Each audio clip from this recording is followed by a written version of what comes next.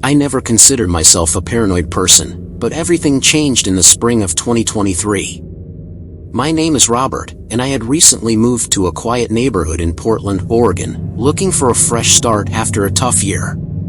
My new apartment was modest, tucked away in a block of older buildings, but it felt like the perfect place to settle in. My days were filled with work, and my evenings were spent in solitude, unwinding with video games and browsing the internet. One evening, after a long workday, I found myself lingering on a subreddit that discussed technology and privacy. As someone who valued his online security, I was always fascinated by the deep web and its hidden networks. While browsing, I stumbled upon a post from a user claiming to offer access to an exclusive forum on the dark web, promising knowledge of things most people would never encounter. Intrigued but cautious, I decided to check it out, making sure to use a VPN and Tor to keep my activity anonymous. The forum was different from what I expected, stripped of any flashy design or friendly user interface. It was a simple, almost clinical place. Posts were filled with encrypted links, strange codes, and obscure references to illegal activities. It felt as though I had wandered into a place where the rules of the internet no longer applied. I didn't engage with anyone directly. I just lurked, reading the bizarre stories and odd warnings. It didn't take long before I began receiving direct messages from a user with the handle Watcher. The first message was innocuous enough: "You're digging deeper than most. Be careful." At first, I thought it was just some random person trying to intimidate me, but the more I explored, the more messages I received from Watcher. They seemed to know where I was, what I had searched for, and what time I was active on the forum. At first, I assumed it was some sort of coincidence, a simple case of someone knowing how to track activity online. But then things started to get stranger. One night, about a week after I had started getting messages, I was sitting in my living room, scrolling through a new post on the forum. My phone buzzed, and I saw another message from Watcher. The message was brief, but its content made my blood run cold. "I see you through the window." I froze, looking around my apartment, trying to shake off the feeling of dread that had suddenly overtaken me. The window in my living room was wide open, and the blinds were drawn back just enough to allow a sliver of light from the street lamp outside.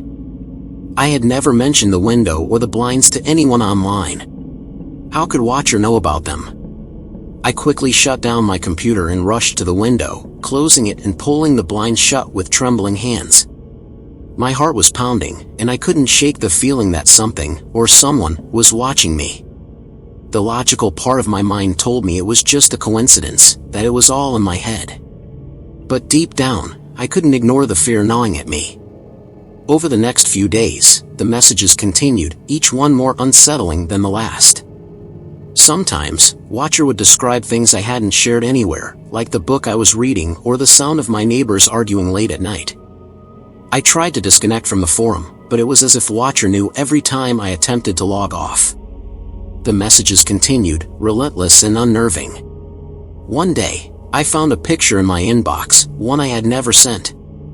It was a photo of me sitting at my desk in my apartment, taken from an angle I couldn't place. I hadn't seen anyone outside my window when I sat down, but the image was crystal clear. My stomach turned. It was no longer a game or a thrill. Something had shifted. I wasn't just being watched, I was being hunted. Terrified, I contacted the police, but there was little they could do. They explained that many people who engage with the dark web face similar experiences, often involving identity theft or stalking, but without concrete evidence, they couldn't help. Desperate, I decided to move out of my apartment, but the fear didn't stop there. Even after I left Portland and relocated to a new city, the messages from Watcher didn't cease. It became clear to me that whoever, or whatever, this person was, they had followed me. I was trapped in a nightmare I couldn't escape. I've since erased any trace of my online activity, but I still feel the weight of eyes on me. I don't know how Watcher found me, or how they still know where I am, but I know one thing: the dark web is far darker than I ever imagined. And once it notices you, there's no hiding from it. It all started one winter night in 2022, in a small apartment in the heart of San Francisco. My name is Daniel, and though I've always had an interest in the darker side of the internet, I never thought I'd end up being consumed by it. It began innocently enough, my curiosity leading me to the deep web, a place I'd read about but never dared to visit. Friends warned me, stories of unspeakable horrors whispered in hushed tones, but my desire to uncover the truth about the dark web outweighed any sense of caution. One night, while browsing online in the silence of my apartment, I came across a forum that piqued my interest. It was simple, with minimal design, just the kind of place you'd expect to find hidden content. The title read, "Unseen Truths of the Dark Web." Clicking on it felt like I was crossing an invisible boundary, and though my heart raced, I pressed on. The forum was a place for people to exchange disturbing stories, personal experiences, and questionable materials. As I scrolled through, I was both horrified and fascinated. This wasn't a place for casual browsing, it was a portal to the darkest corners of human nature. Over the next few weeks, I found myself visiting the site almost daily, learning about encrypted networks, untraceable transactions, and worse. One post caught my eye, an eerie warning. It was a simple message from someone who had vanished, stating, "The dark web sees you. The more you look, the harder it becomes to escape." I shrugged it off as some internet myth, but the thought lingered. Late one night, I felt an irresistible pull to dig deeper. I knew it was foolish, but I couldn't stop myself. That was when things started to go wrong. It began with the strange emails. The first one came a day after my deepest dive into the forum. The subject line was just a string of random characters, and the message inside was chilling. "We know what you're looking for." At first, I thought it was spam, but then it became clear the message wasn't random at all. The email included a link to an encrypted video file, which, despite all my instincts telling me not to click, I opened. The video showed my apartment from an angle I had never seen before, as though someone had filmed it from across the street. My heart stopped. The footage was old, taken several hours before I had received the email. I tried to dismiss it as a coincidence, but the dread that started to creep over me told me otherwise. The feeling of being watched became constant.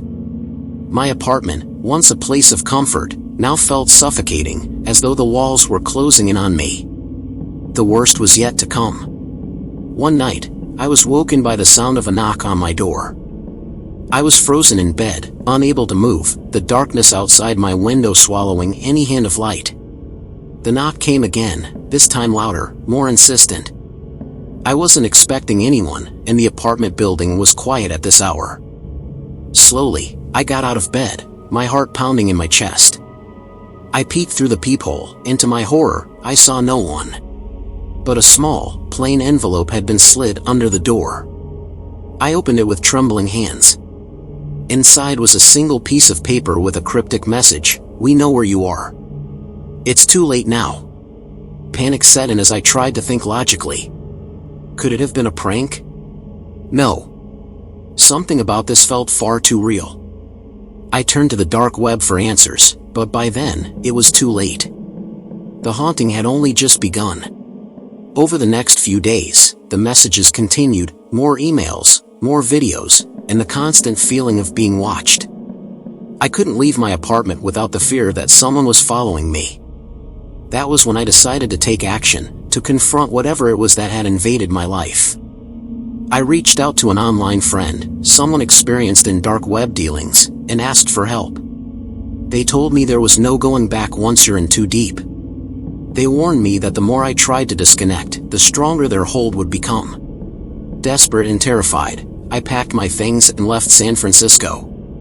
I couldn't stay. Even now, months later, the fear hasn't subsided.